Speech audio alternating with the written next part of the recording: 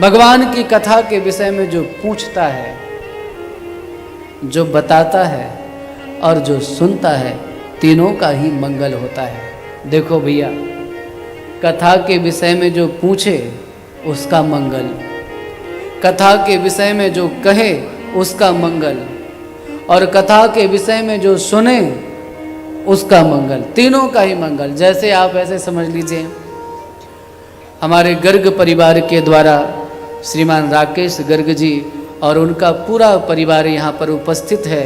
जो भी उनके स्वजन संबंधी लोग आए हैं, इष्ट मित्र आए हैं, सभी लोग उनके परिचित, और कुछ कथा प्रेमी भी यहाँ आए हैं, ऐसा नहीं है। तो ये सब परिवार उनका उपस्थित है। अच्छा, एक बात बताइए, और मैं तो इस बात के लिए भी बहुत प्रसन्न हूँ कि गर्ग जी के परिवार का ऐसा कोई भी सदस्य नहीं है जो प्रसन्नता के साथ इस उत्सव में ना आया हो। सब बहुत खुश हैं, बहुत प्रसन्न हैं। तो कथा का आयोजन राकेश गर्ग जी के द्वारा, उनके परिवार के द्वारा हुआ। अच्छा, आपने इस आयोजन का संकल्प लिया, मुझे कहने का अवसर मिला, आपने सुनने का संकल्प किया, तो आप धन्य हैं, और मुझे अपनी वाणी पवित्र करने का अवसर मिला, मैं धन्य हूँ। और इसके ब्याज से इतने सारे लोग भगवान की कथा सुन रहे हैं, इनका जीवन भी धन्य है। मुझे लगता है जो हम किसी को अन्न दान करें, अन्न कोई भी दान करते हैं, भागवत में अन्न दान, सुवर्ण दान आदि आदि दानों से सबसे अधिक श्रेष्ठ दान गोपांगनाओं ने कहा, तब कथामृतम तप्त जीवनम कभी विरीडितम कलमशापहम श्रवण मंगलम श्रीमदादितम भुवि गृणन्ति ते भूरिदा जना।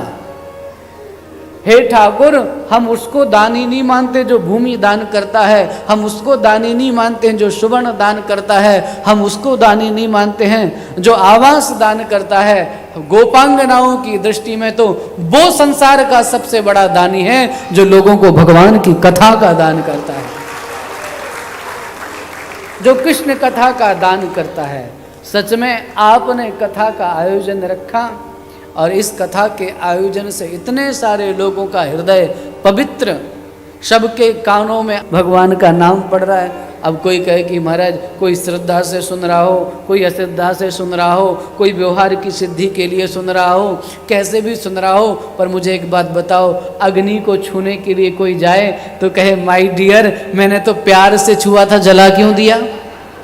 अरे अग्नि को कैसे भी छुओगे, जलोगे, विष को कैसे भी पियोगे, मरोगे, और भगवान का नाम कैसे भी लोगे, तरोगे।